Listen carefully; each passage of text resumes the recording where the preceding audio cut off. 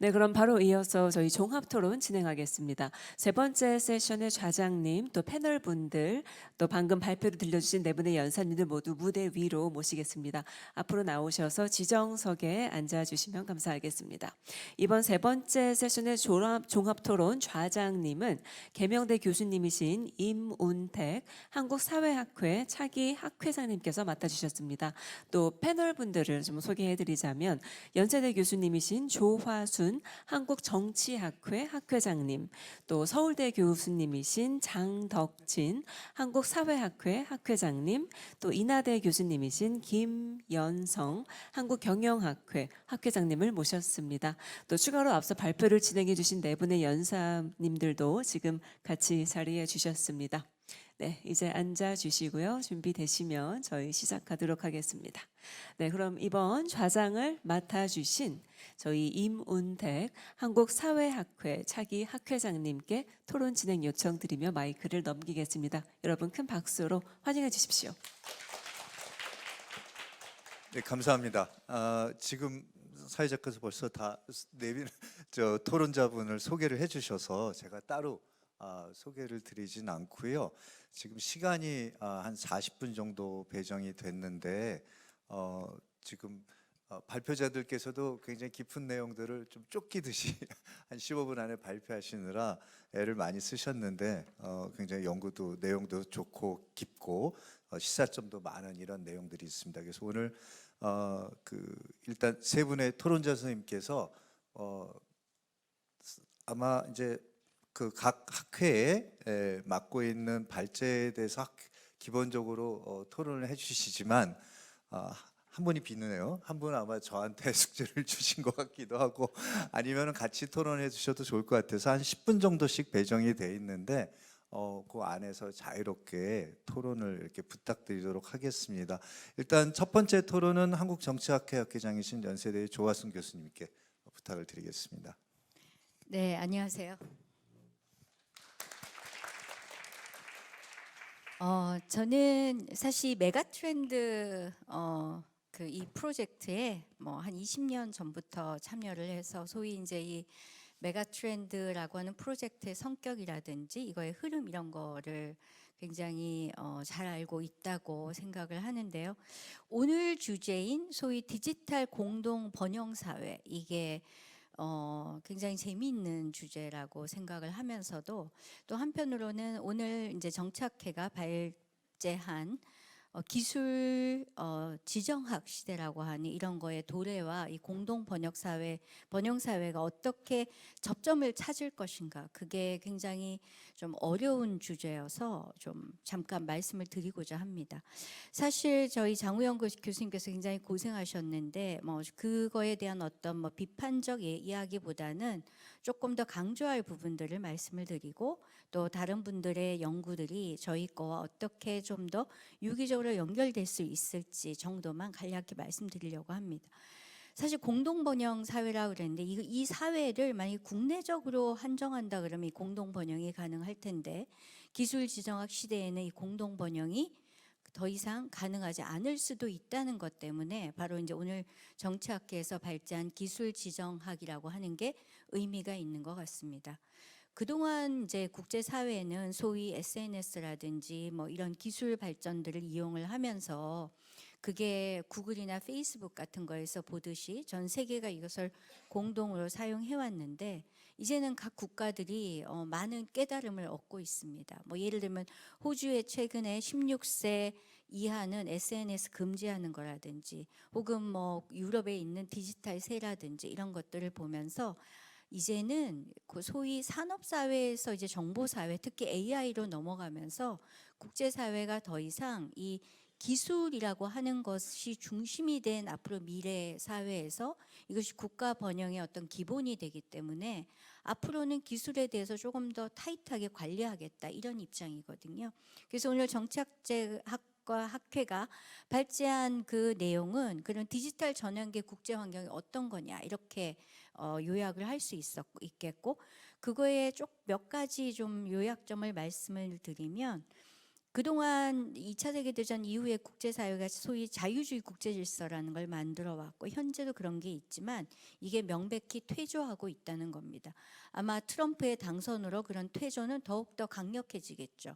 그리고 그런 바탕 위에서 각 국가가 굉장히 중상주의적인 무역 정책을 하게 된다는 거죠. 그거의 정점에 있는 게 미중의 어떤 패권 경쟁인 것 같고요. 미중 패권 경쟁의 정말 핵심은 과학 기술에 있다라는 거죠.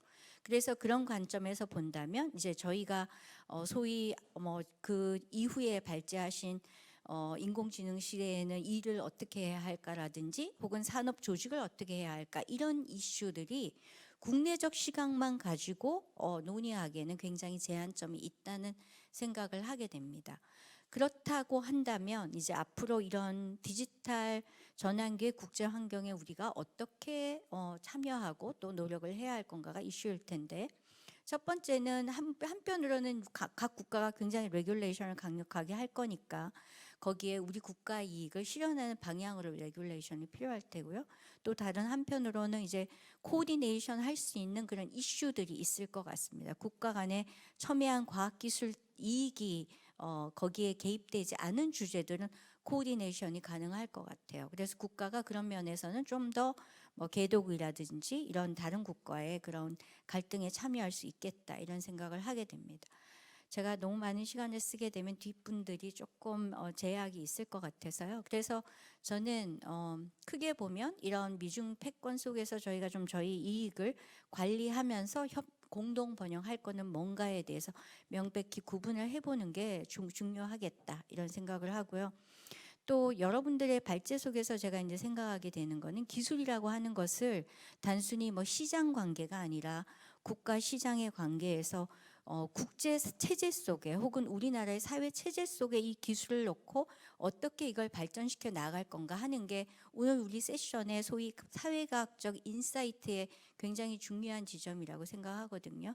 그렇게 본다면 예전에 그 폴란이라고 하는 사람이 산업사회의 발전을 보면서 소위 더블 무브먼트라고 하는 걸 얘기를 했는데 한편으로는 이제 국가가 자유화해야 되는 그런 면들이 많이 있고요. 왜냐하면 시장에 어떤 그런 상품을 수출해야 번영을 할 수 있으니까. 또 다른 한편으로는 자유화의 어떤 폐해들을 줄여나가는 어떤 레귤레이션을 어떻게 할 거냐. 그런 게 굉장히 영국에서 고민을 많이 했고 그것이 국가가 잘 작동할 때는 영국의 번영을 지속시켰다라고 보고 있습니다. 그래서 우리가 소위 AI 시대를 준비할 때 이런 면에 좀 집중을 하면서 사회 체제 속에서 혹은 국제 체제 속에서 기술 발전의 문제를 고민하면 좋겠다는 말씀을 드리고 싶습니다. 고맙습니다. 네, 감사합니다. 정치학회에서 이 AI와 국가 전략, 특히 미중 패권, 디커플링이라고 하든 아니든 간에 아주 흥미로운 주제로 발표를 해주셨는데요. 사실 90년 초에 클린턴이 중국을 WTO에 가입할 때만 해도 기본 의도는 중국이 어떤 방식으로 자유주의 시스템 안에 들어서 해소되는 것들을 기대했는데 지금은 그와는 굉장히 빠른 속도로 다른 모습들을 보여주고 있는 것 같고요. 저희가 2년 전에 서약해서 다른 학술 대회하면서 존스 홉킨스의 홍호평 교수님, 지금 이제 미국 국무부 자문을 하시는 홍호평 교수님이 왔을 때만 해도 격차를 지금까지 빠르게 한 2년 전만 해도 이렇게 기대하지는 않으셨던 것 같은데 굉장히 빠른 속도로 지금 이 표준화 전략들을 중심으로 또 갈등들이 아주 심각하게 전개되는 것 같습니다. 그 플로어에서 관심 있는 분들은 나중에 저희가 토론할 때 조금 더 질문을 두 분께 해주시면 좋을 것 같습니다. 두 번째 토론은 한국사회학회 장덕진 교수님께서 회장님께서 김난우 선생님에 대한 토론을 해주시면 감사하겠습니다. 예, 안녕하십니까. 한국사회학회장을 맡고 있는 장덕진입니다. 아까 정치학회장님께서 일어서서 인사를 하셨는데 한번 바뀔 때마다 앉았다 일어났다 하면은 정신이 없으실 것 같아서 그냥 일상적으로 하듯이 앉아서 인사드리겠습니다. 예, 약간 사회학회장으로서 약간 입장이 좀 난처하네요. 왜냐하면은 보통은 이제 이런 토론을 맡으면 그 논문에서 좀 보완이 됐으면 하는 부분 이런 부분은 좀 아쉬운 점 이런 걸 지적하게 마련인데 우리 사회학회 김란우 교수께서 연구하신 거를 사회학회장이 이런 게 문제다 저런 게 문제다 얘기하는 것도 좀 예, 좀 그럴 것 같기도 하고 그래서 이거 어떻게 해야 되나 고민이 좀 되기는 합니다.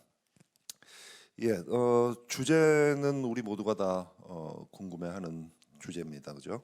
인공지능이라는 게 이렇게 등장했는데 그래서 엄청나게 일을 잘하고 좀 어리버리한 사람한테 일 시키는 것보다 인공지능한테 시키는 게 훨씬 효율적이고 훨씬 똑똑하게 일 잘하는 거 우리 눈으로 직접 목격했고요. 앞으로 더 좋아질 거고 그러면 과거에는 뭐 자동화 로봇이 도입되고 그러면 이제 블루칼라 일자리가 대체될 거라고 생각했고 이미 상당 부분 그 대체는 완료된 측면이 있고요. 근데 인공지능 이후에 과거에 우리가 기계에 의해서 대체되지 않을 거라고 생각하던 그런 종류의 일들도 대체되는 것이 아니냐. 그리고 이제 분야별로 다를 텐데 오늘은 그 중에서 아주 한 부분에 해당하는 전문직 직종 내부에서도 인공지능에 의한 대체 가능성이 있겠느냐 있다면 또 그 안에서 전문직을 세분해 봤을 때 각각의 이제 세분화된 분야별로 어떤 차이가 있겠느냐 이런 부분을 경험적인 연구를 통해서 보여주셔서 상당한 도움이 되고 참고가 될 만한 그런 연구인 것 같습니다. 잘 들었고요. 오늘 발표하신 내용과 관련한 뭐 아주 구체적인 궁금증도 조금 있었고요. 그 다음에 오늘 발표 내용에는 포함되지 않았지만 우리가 이런 것들을 궁금해하게 되는 이유가 사실은 굉장히 거시적인 이유 때문에 궁금해하는 거라서 거시적인 질문들하고도 조금은 관련을 지어서 더 설명해 주시면 좋지 않을까 하는 생각들도 좀 들었습니다. 아주 구체적인 것들만을 먼저 말씀을 드리면 예를 들어서 뭐죠? 스택 오버플로우 이 데이터를 가지고 연도별로 쭉 변화를 보여주시고 챗GPT 등장 이후의 변화를 보여주시고 뭐 이런 거는 상당히 흥미로웠는데요. 예, 챗GPT 등장 이후에 큰 폭의 변화가 나타나는 것은 사실인데 그 이전에도 긴 시간에 걸쳐서 같은 방향으로의 변화가 쭉 진행되고 있잖아요. 이게 뭐였는지, 왜 챗GPT가 이것을 가속화시켰는지, 또 어떤 것들은 급격하게 가속화를 했는데 어떤 것들은 더 빨리 줄어들기는 했지만 지금까지의 변화의 기울기에서 크게 벗어나지는 않는 것으로 보이기도 해요. 예, 그래서 이런 변화의 의미를 조금 더 상세하게 짚어주시면 좋겠다는 생각이 들고요. 그 다음에 이제 거기 아까 이게 뭐였었죠? 이 디스트리뷰션 보여주신 초록색 빨간색으로 되어 있는 이것들은 근데 이거 뭐 다 우리 아시다시피 온라인 빅데이터에서는 아주 컨시스턴트하게 발견되는 패턴들이잖아요. 그래서 기존의 인공지능과 상관없는 그 이전의 온라인 데이터에서 늘 발견되던 패턴이라서 이런 것들이 어떻게 다른 걸까라는 궁금증들도 있었고요. 의료업에서 인공지능이 사용되는 방식 이게 이제 의사들이 예측하는 방향대로만 사용되지는 않겠죠. 일정 부분은 예상하지 못한 방향으로 혹은 원치 않는 방향으로 사용되기도 할 텐데 이 메디컬 프로페션 내부에서 인공지능의 발전 방향을 예측할 수 있을 정도의 지식을 인공지능에 대한 지식을 가지고 있는 분들이 얼마나 있을 것인가 뭐 이런 것들도 좀 궁금하기는 합니다. 그다음에 이 인간 관계, 사회적 관계에 초점을 맞춰야 된다고 하셨는데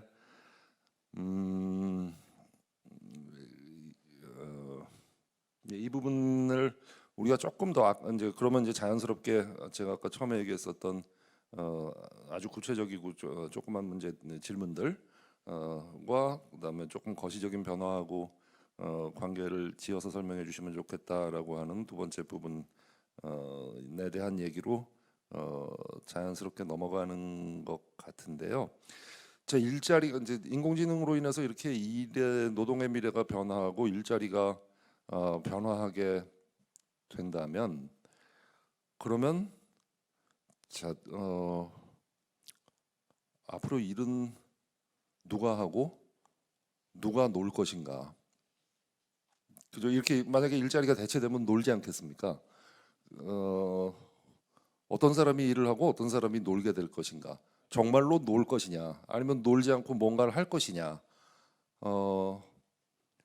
이거 그러니까 뭐 제가 농담처럼 말씀드렸습니다만 심각한 문제입니다. 왜냐하면은 어떤 분들은 국내에서도 이미 어떤 분들은 정치인들이 앞으로는 예를 들면 인공지능 때문에 대부분의 사람들이 놀 거라서 직업이 없을 거라서 그래서 우리의 복지 정책을 바꿔야 된다.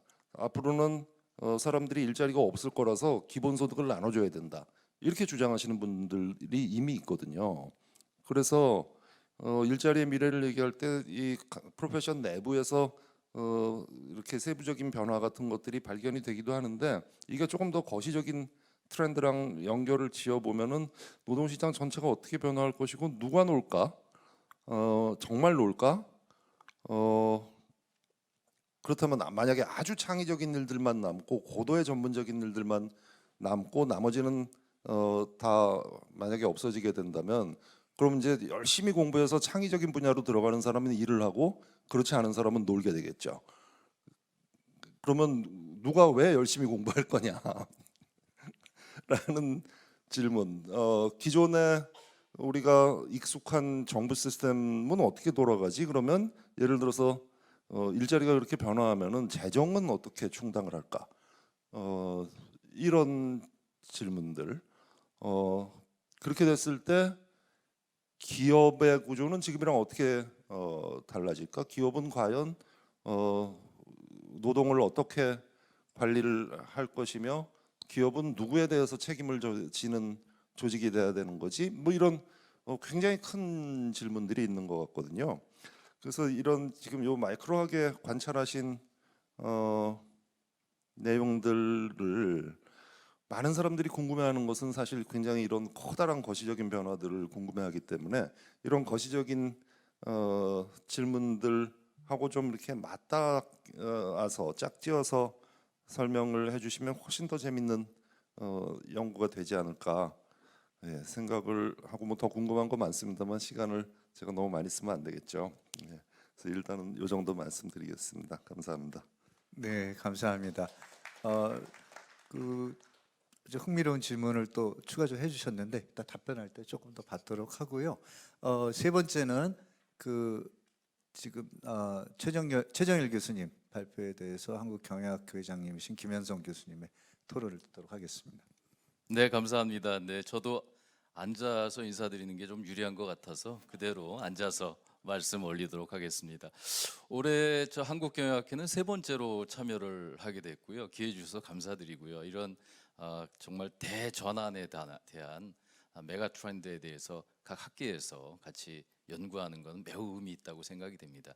2022년에 저는 이제 PM으로 참여를 했었고요. 그 이후로 오늘 이제 세 번째로 참여하게 되는데 특별히 이번 발표는 우리 경영학계에서도 대표적인 연구자이면서 또 학술 활동을 하고 있는 최정일 PM이 잘 발표를 해주셔서 아마 좋은 전달이 됐을 것으로 생각이 됩니다. 여러분 자료가 많고 또 조사가 풍부해서 핵심을 아마 뒤쪽에 정책 재원 쪽을 아마 많이 보셨을 것 같습니다. 한 서너 가지로 요약이 되죠. 잘 아시겠지만 이러한 대전환기에 우리가 꼭 필요한 게 무엇이냐? 결국은 사람 아니겠습니까? 인재 인력 아니겠습니까? 이런 얘기를 주셨고요. 그다음에 기술에 대해서 정말 우리가 그랜드한 마인드로 전반적으로 이 기술이 어떻게 변화하는지 AI 포함해서 전반적으로 살펴볼 필요가 있겠다는 이야기를 주셨습니다. 아울러서 꼭 필요한 것은 우리 이와 같은 정책 토론이 필요한 것은 정부에서 예산을 편성하고 그에 대해서 집행을 하는 과정에서 어떻게 하면 효율적으로 정부 재정을 투여해서 그 효과가 산업 전반적으로 확산될 수 있게 할 것이냐에 대한 그런 맞춤형 재정 정책에 관한 제안도 있을 것 같은데 규제 완화와 인프라 구축이라는 두 가지가 동시에 이루어질 것 같다는 그런 제안을 주셔서 우리 디지털 특히 AI 산업 생태계 진단과 고도화에 관한 좋은 제안이 되었다고 생각합니다. 아울러서 한 가지 더 말씀을 드린다면 지금 11월 말 현재 우리나라 부채가 가계, 기업, 정부 합쳐가지고 5,800조에 달한다고 하네요. 작년 말에는 아마 6,000조였다고 하는데 12월 말까지 가면 6,000조가 더 넘어갈 거라고 이렇게 이야기를 하고 있습니다. 가계도 그렇고 기업도 그렇지만 정부의 부채도 상당히 높아진 수준입니다. 그래서 이 앞으로 좀 더 재정 측면에서 효율적인 투자와 운영이 이루어질 수 있으려면 사실은 굉장한 협의와 협력이 필요한데 지금 상황상으로는 정부의 역할이 얼마나 그 이쪽에 특히 AI와 디지털 전환 쪽에 좀 더 집중됐으면 좋겠다라는 바람이 있는데 실질적으로 어떻게 좀 방향을 잡을 것인지가 좀 고민스러운 것 같습니다. 그래서 이런 토론의 결과가 제대로 정확하게 구체적으로 전달이 돼서 앞으로의 정부 정책에 반영될 수 있으면 좋겠다라는 그런 생각이 들고요. 또 하나는 분석 또 네트워크 분석 등에서도 이야기가 됐고 여러 가지 논의가 됐습니다만 이제는 협력해서 콜라보하는 또는 연결 저는 이제 커넥티드 그로스라는 표현을 쓰고 있는데 연결된 성장 서로 협력해서 같이 뭔가를 만들어내가는 것이 더욱 필요할 것 같습니다. 모든 걸 다 잘할 수 있는 기업은 없을 것 같고요. 각 기업들이 잘하고 있는 산업에서 잘하고 있는 것들이 협력해서 새로운 시너지를 내고 그걸 통해서 AI 기반의 새로운 서비스가 내년에 곧 등장할 것 같은데 그것이 AI가 그저 도구로서만 인정되는 것이 아니라 이제는 솔루션으로 서비스로 운용되는 시기가 곧 도래할 것이기 때문에 거기서 우리가 어떻게 하면 좀 주도권을 가질 수 있을지에 대해서 산업 측면에서 그리고 정부 정책 차원에서도 좀 지원이 있었으면 좋겠다 이런 생각을 해봤습니다. 거듭 한국경영학회 이런 참여 기회를 주심에 감사드리고요. 계속적으로 제가 학회장을 맡고 있으면서도 계속 연구에 참여를 했습니다만 마침 최정일 오늘 발표자께서 2026년 학회장으로 당선이 돼서 아마 이 연구 계속 저희 학회에서도 꾸준히 할 수 있지 않을까 이런 생각이 들어서 다시 한번 의미 있게 생각하고 감사히 말씀드립니다. 이상입니다. 네, 감사드립니다. 세 분 그 토론자께서 하시면서 장재용 연구위원님 그 발표에도 조금 코멘트를 해주십사 했더니 다 건너뛰어서 제가 숙제를 해야 되는 그런 상황이 된 것 같습니다. 사실은 그렇지 않아도 되게 재밌게 들었습니다. 장재용 연구위원님이 되게 젊으셔서 연식이 안 나셨을 것 같은데 아까 처음 시작할 때 문방구라는 표현을 쓰시더라고요. 요즘 없어져가지고 잘 안 보이는데 하여튼 재밌게 들었고요. 그 몇 가지 그 내용들을 좀 보면은 ICT 산업이 지금 그 한국에 미친 여러 가지 효과들 중에 한국은행 산업연관표 저도 우연히 올 초에 뭘 좀 쓰느라고 이렇게 보게 됐는데 사실 이제 제조업이 고용 없는 성장이라고 하는 것들은 지난 한 6, 7년 동안 뚜렷하게 보이는 것 같고요. 마이너스 성장을 한 거죠. 일부는 이제 서비스 산업에만 집중이 되어 있습니다. 그러면 우리나라의 이제 디지털 전환과 AI 기술이 어느 쪽에 좀 집중돼서 활용이 되고 있는지가 좀 분명하게 보이는 것 같고요. 아마 그런 면에서 산업 간의 불균형 성장, 그러니까 쉽게 말해서 병목 현상을 규명하는데 흥미로운 또 시발점이 될 수 있을 것 같습니다. 그게 이제 나라의 어떤 아까 우리 모든 주제에 좀 적용이 되는 것 같긴 한데요. 국가가 이제 어떤 산업 정책을 가지고 있느냐, 비전을 갖고 있느냐도 중요한 의미가 있는 것 같습니다. 왜냐하면 아스메글로우 등이 이제 분석한 틀도 보면은 사실 그 결과인 것 같은데요. 그 한국은 그 이제까지 뭐 다양한 앞서 분석에서 나오지만 그 사실은 디지털화 그 이전에 이제 4차 산업혁명이라고 이제 한참 썼었죠. 한 2018년, 19년까지는.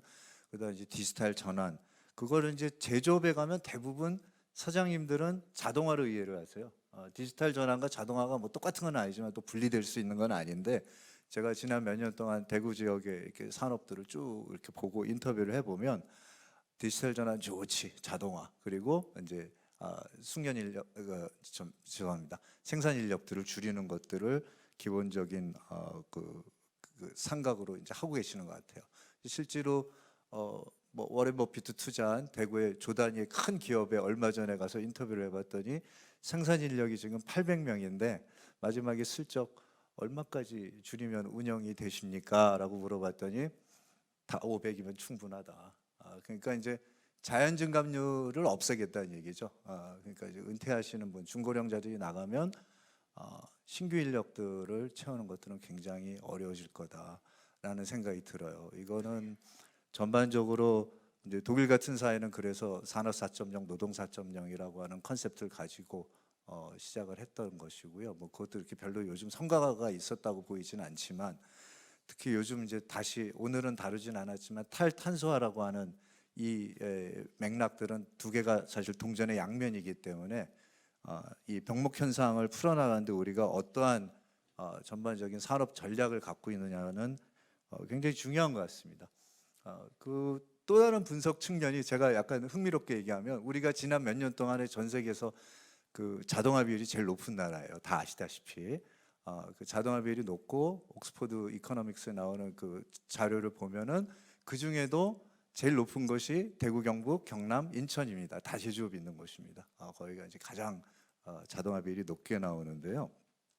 흥미로운 거는 우리나라가 이렇게 엄청나게 자동화라면서 또 열심히 돈을 번 나라도 있습니다. 어딜까요? 독일하고 일본입니다. 거기 머시너리는 최고 호황을 누렸습니다. 그러니까 제가 보기엔 산업 전략을 좀 같이 고민할 필요가 있을 것 같아요. 자동화라고 하는 측면이, 그러니까 AI라고 하는 것들이 물론 당연히 산업을 조금 더 고도화하고 하는데 중요한 젖줄 역할을 할 수는 있지만 우리 산업 전반에 대한 비전이 없으면 마치 제조업은 다 사라지는 것처럼 생각할 필요도 없고요. 실제로 그렇다가 이제 망한 나라들이 이제 미국 같은 경우죠. 그래서 뭐 요새 이제 다양한 방식으로 바이든 때 이제 뭐 외부의 어떤 산업들을 수혈하려고 하고 애를 쓰고 있지만 한국 같은 경우는 워낙 제조업이 좋은 장점들을 갖고 있기 때문에 이런 기술들을 어떻게 요소요소에 배치하고 또 전략적으로 관리하느냐는 굉장히 중요한 것 같습니다. 뭐 이 로봇 산업으로 제일 유명한 일본의 후낙 같은 경우는 아직도 팩스 쓰는 기업으로 유명한데요. 팩스 쓴다고 해가지고 이 AI 시대의 후진 기업이라고 할 수 없는 것처럼 전반적으로 우리가 산업을 가지고 얘기하고 특히 지금 장 박사님이 말씀하신 여기서 병목 현상을 가지고 얘기할 때는 국가가 이제 그런 부분에 있어서는 조금 더 비전을 가지고 접근하면 좋지 않을까 하는 그런 생각이 들었습니다. 예, 저는 이제 이 정도 간단하게 말씀을 드리고 일단 이제 발제자 선생님들의 그 답변을 듣기 전에 플로어에서 한 3분 정도 질문을 좀 받도록 하겠습니다. 시간이 많지 않아서 한 12분 정도 있는 것 같은데요. 학생들도 질문하라면 잘 안 하시던데요. 여기 전문가 선생님들도 질문하시니까 예, 뭐 잘 알고 또 사실은 토론자들 선생님께서 워낙 좋은 말씀을 해주셔서 그런 것 같은데 제가 김나련 선생님께만 한 가지 조금 뭐랄까 생각을 좀 말씀드리면 우리가 아까 장덕신 선생님도 관계를 분석하는 게 조금 빠져 있다고 말씀을 해주셨는데 의료업계 같은 경우는 의사들의 이야기도 중요하지만 또 굉장히 중요한 게 간호사잖아요. 독일 같은 경우 최근 이제 의료업계의 AI 그 디지털화한 경영정을 그 연구 결과를 보면 간호사들이 만족도가 되게 높아졌어요. 우리가 이제 원격 진료나 이런 것들을 하다 보면 병원에 안 와도 될 사람들이 상당 부분 이제 걸러지게 됩니다. 뭐 간단하게 피 검사만 하거나 이렇게 해서 디지털로 보내면은 그러면 실제로 이제 우리 야간 진료나 밤에 시달리는 분들이 업무량이 상당히 감소가 되고, 또 하나는 의사와 간호사의 권위가 상당히 약화됐어요. 옛날은 의사가 다 진단을 해야 뭐 이렇게 또 그 부분은 아주 독점적인 영역이었는데, 기술을 다루다 보니까 사실 뭐 그 격차라는 게 이제 좀 줄어든 거죠. 물론 이제 최종적인 판단을 의사가 하고 그 결정을 내려야 되는 거지만, 그래서 그게 오히려 한 사회적 그 관계로만 보면은 조금 다른 개선 효과도 있지 않을까. 다른 영역도 좀 그런 부분이 있을 것 같은데, 좀 그런 아이디어가 좀 생각이 나서 말씀을 드렸습니다. 자, 그러면 이제 한 10분 정도 남았는데요. 한 3분 정도씩 발표해 주신 선생님들 순서대로 다시 한번 바로 마무리할 발언을 기회를 드리겠습니다. 네, 장우영 교수님. 예, 좋은 말씀 잘 들었습니다. 조하순 회장님 말씀 들으면서 제가 그런 생각을 하게 됐는데요. 사실 이번 과제를 하면서 쭉 들었던 생각입니다. 올해가 2024년도인데 우리가 그 인터넷을 이루는 여러 가지 기술들을 보면 이제 그 안에서 월드와이드 웹을 기준으로 삼으면 올해가 30년 되는 해입니다. 뭐 약간 국가가 뭐 시차는 있더라도 한 93에서 95년도 사이에 상용화되는 이 과정을 밟았기 때문에 그 당시에 우리가 처한 환경을 보면 일단 동북아 안에서는 중국이 추격자였습니다. 그리고 이제 그 1960년대부터 시작된 냉전이 해체되면서 이제 한국은 여전히 분단이긴 하지만 하여튼 냉전이 해체되고 그것을 대체하는 세계화의 시대가 열렸고요. 근데 지금 30년이 지나서 지금 우리의 환경을 보면 이제 사실은 그 앞으로 지금 복귀하는 이런 현상들을 볼 수가 있겠습니다. 그리고 올해 저희가 한국정치학회에서 이 작업을 하면서 이제 가지고 있던 생각이 너무 큰 패러다임에만 연연하지 말고 디테일을 보자 해서 저희들이 어떤 국가 간의 회의록이라든지 협정문들을 일일이 이제 해서 또 이제 n분의 1로 나누기도 하고 해서 봤는데요. 그러니까 디테일에 악마가 있다라고 하는 겁니다. 그러니까 한국 같은 경우는 지금 그 인문지리와 자연지리와 기술이라고 하는 이 세 개의 어떤 굴레 속에서 아직까지 표류하고 있다라고 하는 생각을 하게 됩니다. 그러니까 동북아시아에서 우리가 지금 어떤 기술적인 패권을 행사할 수 없는 위치에 있다. 이미 적어도 이제 그 AI를 봤을 때는 중국이 선도자로 올라가고 우리가 추격하는 입장이 됐고요. 인문지리의 입장에서 보면 글로벌 하는 맥락에서 여전히 우리가 국가 안보나 미래 경제 측면에서 한미 동맹을 축으로 해야 되는데 여기서 우리가 그 어떤 중국의 압력 이런 것들을 어떻게 수용할 것인가. 또 그리고 동맹 안에 균열들이 있습니다. 우리가 예를 들어서 대표적으로 보면 지금 AI법을 입법 못하고 그리고 플랫폼법을 입법을 못합니다. 입법을 시도했지만 또 미국의 압력이 작동하고 있습니다. 하지만 글로벌 표준은 이제 또 유럽연합을 중심으로 일종의 상호주의가 행사되고 있다. 그래서 아까 저희가 국가 정책에서 말씀드린 그 첫 번째가 바로 이러한 부분들을 엔드 투 엔드의 관점에서 범부처적으로 컨트롤할 수 있는 전략적 장치가 굉장히 필요하다라고 하는 것이고요. 일단 한미 동맹을 균열하는 축에서는 우리가 이 어떤 기술 안보, 경제 안보의 문제도 해소하기는 어렵다 하기 때문에 과거의 교훈 을 가지고 어떻게 하면 이것을 축으로 하는 기술과 경제적인 이 측면에서의 국가 안보라든지 미래를 우리 담보할 것이냐 이런 고민을 좀 더 크게 해봐야겠다고 생각하고 있습니다. 감사합니다. 네, 감사합니다. 김나는 교수님. 예. 네, 먼저 저희 연구에 대해 정말 생산적인 조언을 주신 회장님께, 장덕진 회장님께 감사드리고요. 먼저 말씀 주신 내용에 대해 간략하게만 답을 드리면 저희 스택 오버플로우 연구 같은 경우에는 이게 그 스택 오버플로의 강력한 정책이 있습니다. 여기 이제 이전에 올렸던 질문과 너무 비슷한 질문이 올라오면 이 커뮤니티 오르가나이저가 이거를 지우라고 이제 그 굉장히 많이 제재를 하거든요.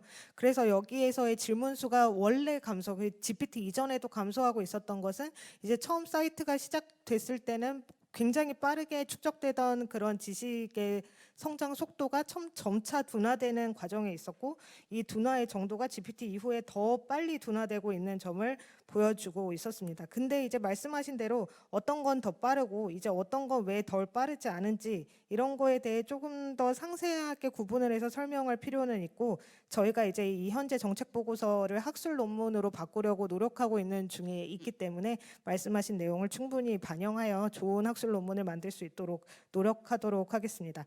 그리고 의사들과 변호사들에 대한 그런 인터뷰에 대해서도 굉장히 좋은 지적을 해주셨는데요. 이제 우선 인공지능 지식을 얼마나 가진 의사 변호사들이었냐는 질문에 대해 답변 드리자면, 저희는 우선 인공지능을 사용해 본 분들을 대상으로 인터뷰를 하긴 했습니다. 그리고 최대한 의료 스타트업, 그다음에 리걸테크 스타트업과 관련이 있는 관계자들도 인터뷰를 하려고 했으나 이제 시간 관계상 충분한 그런 분들을 모시지 못했는데, 이분들을 아마 이제 내년에 이제 비슷한 연구 과제에서 지속하려는 생각을 하고 있습니다.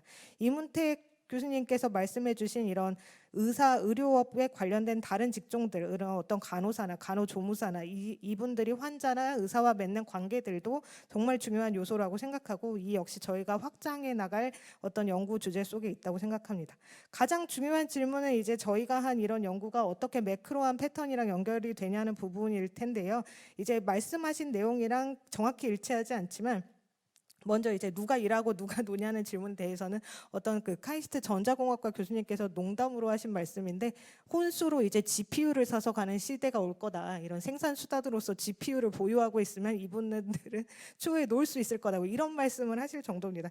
근데 이제 제가 생각하는 어떤 여기에 거시적인 함의라 한다면, 이제 지금 제가 인터뷰하신 분들, AI를 굉장히 잘 활용하시는 분들은 일을 줄이는 게 아니라 더 많은 일을 효과적으로 하시고 있습니다. 그러니까 어떤 인간의 능력을 증강시키는 역할로서 AI가 현재로서는 작용하고 있는 것 같고, 이분들이 경제적으로도 훨씬 유리한 입장에 있으신 것 같습니다. 그와 관련해서 생각해 보면 이제 덜 숙련된 어떤 분들을 당연히 이제 덜 하이어할 필요가 있을 것 같고요. 이것은 곧 세대의 문제와 연관이 되지 않을까라는 생각을 가지고 있습니다. 이거는 곧 저출산에 따라서 이제 성장률 둔화를 어떤 감속하는 수단이 될 수도 있겠지만, 이제 젊은 세대의 일자리 문제가 더욱더 심화될 것 같고, 세대 갈등을 어떤 증폭시키는 이런 어떤 기폭제가 되지 않을까? 현재로서는 그 정도를 고민해 볼 수 있을 것 같습니다. 이상입니다. 네, 감사합니다. 최정일 교수님. 네, 감사합니다. 그 저희 한국경영학회 현 회장님 그 이름이 김연성이에요. 그 연결된 성장입니다. 그 연성을 그렇게 항상 풀어서 설명을 하고 있는데, 제 개인적인 생각은 디지털 공동 번영 사회를 위해서는 연결된 성장이 이루어져야만이 가능하지 않겠나라고 생각이 듭니다. 작년에는 저희 학회가 거의 2달에 한 번씩 그 AI와 AI의 활용에 대해서 산업별로 그 각 개별 학회들과의 어떤 워크숍을 가졌고요. 올해는 또 큰 학예 학술대에서는 이제 그 저출산 문제라든지 또 지방의 어떤 격차 문제라든지 이런 문제들에 대해서 이제 저희가 어떤 기업의 또 사회의 지속 가능성에 대한 고민들을 같이 많이 다루었습니다. 자, 오늘 발표한 그 연구 결과와 관련해서 저는 이제 어떤 말씀을 드리고 싶으시냐면, 자, CES 2025에서 제가 이제 임팩트가 크다 보니까 많이 그 코테이션을 다는데요. 이번에 이제 젠슨 황 그 엔비디아 회장이 기조연설을 합니다. 제일 첫날에. 근데 이분이 뭐라고 지금 강조하고 있냐면, AI는 도구가 아니고 AI는 우리의 생산성을 향상시키는 스킬이다라고, 스킬이라는 표현을 자꾸 씁니다. 스킬이라는 표현과 도구라는 관점은 굉장히 미묘하게 차이가 큽니다. 그것은 활용하는 개인이나 활용하는 기업이나 국가에 따라서 굉장히 다르다고 얘기를 하고 있고, 이분이 뭐라고 하냐면 그 생태계라는 표현을 쓰지 않죠. 개별 기업이다 보니까 어떻게 표현하냐면 기존의 AI와 또 고성능 컴퓨팅과 또 메타버스나 또 이런 것들을 통해서 옴니버스 플랫폼이라는 표현을 씁니다. 예, 그 옴니버스 플랫폼을 통해서 저희가 협력의 틀을 만들어 보겠다라고 하는 얘기를 하고 있는데, 이렇게 할 수 있는 이유는 엔비디아가 이 GPU 시장 또 쿠다라고 하는 소프트웨어 플랫폼 또 딜리버리까지 해서 이 AI와 관련된 플랫폼을 완전히 장악하고 있기 때문에, 전체 시장의 92%를 장악하고 있기 때문에 이런 얘기를 서슴없이 할 수 있다고 생각을 하고 있습니다. 왜 제가 이제 엔비디아 사례를 들냐면, 오늘 제가 발표 내용 중에서 AI 산업의 생태계를 협의로 볼 때 AI의 핵심 기술, 응용 기술, 그다음에 활용 기술이라고 얘기했는데, 우리가 가장 지금 부족한 건 뭐냐면 핵심 기술이 없습니다. 그 핵심 기술의 그 근원이 되는 부분들을 우리가 주도를 해야 그 다음에 생태계로 연결되는 것들이 강한데, 우리는 주로 활용이나 응용에 그 더욱더 초점을 맞추고 있기 때문에, 정부가 만약에 지원을 해야 된다 그러면 이런 핵심 기술 개발 쪽에 더욱더 자원이 많이 할당되어야겠다라는 생각이 들고요. 또 하나 뭘 말씀드렸냐면, 협력 거버넌스 얘기를 했는데, 어떤 문제가 있냐면 그 디플정이 이제 국가위원회로서 그 역할들을 많이 하고 있고, 또 최근에는 공공기관 경영평가위까지 그 가산점으로 들어갈 정도로 굉장히 큰 포션을 차지하고 있는데, 여기서 뭔가 어젠다를 내놓으면 개보위에서 그거 개인정보 침해가 되기 때문에 어렵습니다, 이런 식으로 계속 걸려요. 그 얘기는 뭐냐면, 국가의 AI위원회가 지금 굉장히 광대하게 그 분과를 잡았는데, 여기서 또 AI를 활용을 하겠다라고 하게 되면 아까 이제 언급했던 윤리적인 문제, 또 개인정보 침해에 관련된 문제, 침해와 활용이라고 하는 이 그 보더라인에서 굉장히 어려운 문제들이 생기는데, 과연 이러한 그 보더라인에 있는 문제를 어떻게 이 주요한 국가위원회에서 협력적으로 문제를 해결할 수 있을까가 사실은 또 현실적으로 굉장히 중요한 이슈이기 때문에, 그런 부분들에 대해서 조금 더 고민과 연구가 있어야 되지 않을까라고 생각이 듭니다. 네, 감사합니다. 네, 감사합니다. 시간이 이제 다 되긴 했지만 이제 조금 한 2, 3분 더 드려서 마지막 마무리 발언을 듣도록 하겠습니다. 네, 장재현 박사님. 네. 시간이 얼마 없어 빠르게 끝내도록 하겠습니다. 먼저 제 보잘것없는 연구에 많은 관심을 가져주신 이문택 교수님께 감사의 말씀드리겠습니다. 다만 그 발표 와중에 문방구를 썼다는 그 점을 미묘하게 캐치해 주셔가지고 저의 나이를 이렇게 드러나게 하셨다는 점에서 좀 오늘 신기하게 느꼈습니다. 이제 이문택 교수님께서는 말씀하신 이제 그 자동화에 대해서 좀 우리나라가 자동화율이 좀 높다라는 거에 대해서 말씀을 하셨는데요.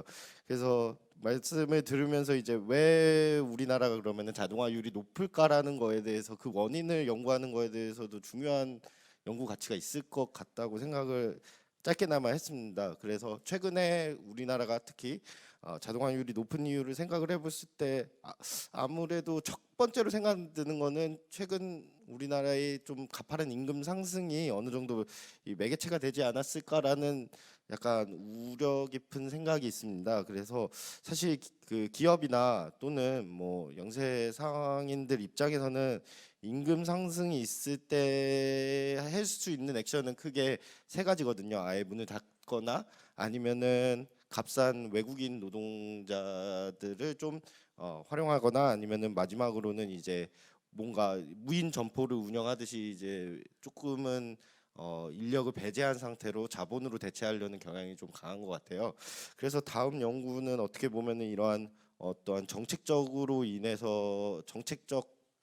임금 상승을 유발을 시킴으로 인해서 자동화 또는 더 나아가서는 이제 디지털 전환율이 조금 더 많이 가속화되는 부분이 없지 않아 있나, 그런 부분에 대해서 연구를 좀 확장하면 좋지 않을까, 그런 생각도 들고 좋은 코멘트 감사합니다. 네. 그 이번 세션 주제 제목이 보니까 디지털 전환기 도전과 병목의 해법입니다.